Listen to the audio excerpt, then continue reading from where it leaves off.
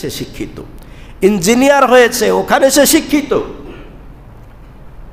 কিন্তু মুসলমান হিসেবে তার যেই জ্ঞানটুকু তার মধ্যে থাকা অপরিহার্য ছিল, এই জ্ঞানটুকু না থাকার কারণে সে শিক্ষিত হয়েও মূর্খ। আর আমরা যারা কোনো দিকের লেখাপড়াই আমাদের কাছে নাই, তাদের কথা তো আর বলার অপেক্ষা রাখে না। এই জন্য মেরে ভাই ও দুস্থ বুজুর্গ, লেখাপড়ার অন্যতম একটা অংশ হলো মুসলমান হিসেবে কোরআনের শিক্ষা, ইসলামের শিক্ষা আমার আপনার মধ্যে থাকতে হবে। আপনি ডাক্তার না হলে আল্লাহ আপনাকে জিজ্ঞেস করবে না কেন ডাক্তার হইলা না, ইঞ্জিনিয়ার না হলে জিজ্ঞেস করবে না যে কেন ইঞ্জিনিয়ার হইলা না, অন্যান্য বিভিন্ন ডিগ্রি ধারণ না করলেও আল্লাহ জিজ্ঞেস করবেন না যে কেন এই ডিগ্রিগুলো তুমি নিলে না। তবে এই প্রশ্ন আল্লাহ তাআলা অবশ্যই করবেন যে জীবনটাকে ইসলাম অনুযায়ী চালানোর জন্য যতটুকু ইসলামী জ্ঞান তোমার মধ্যে থাকা দরকার ছিল ওইটুকু তুমি অর্জন করছিলা কিনা, এটার জবাব তুমি আমারে দিয়া যাও।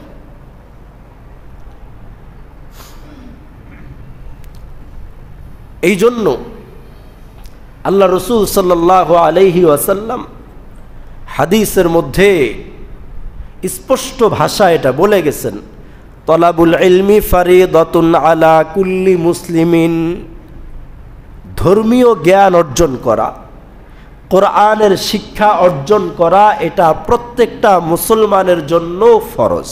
কি কি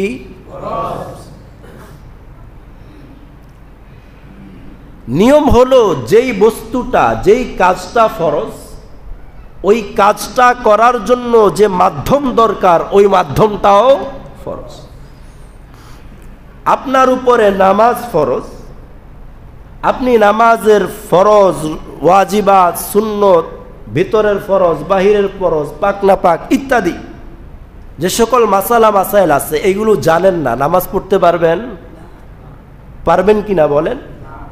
তাহলে যেহেতু নামাজ ফরজ আর নামাজটাকে বিশুদ্ধভাবে আদায় করার জন্য এই বিষয়গুলো জানাও ফরজ।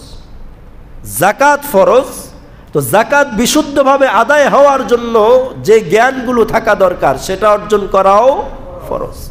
রোজা ফরজ, তো রোজা সঠিকভাবে আদায় হওয়ার জন্য রোজার যাবতীয় মাসাইলগুলো জানাটাও। হজ যখন ফরজ হবে তো হজের মাসালা জানাটাও ফরজ। হালাল হারাম থেকে, হালাল গ্রহণ করা, হারাম থেকে বেঁচে চলা এটাও ফরজ। সুতরাং হালাল ও হারামের মাঝখানে পার্থক্যকারী জ্ঞানটুকু অর্জন করাটাও ফরজ। কবিরা গুনাহ থেকে বেঁচে থাকা ফরজ।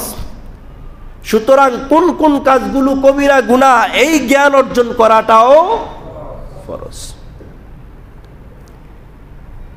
এই জন্যই আল্লাহ রসুল এখানে এই শিক্ষাটা দিলেন যে ধর্মীয় জ্ঞান অর্জন করা প্রত্যেকটা মুসলমান নরনারীর উপরে।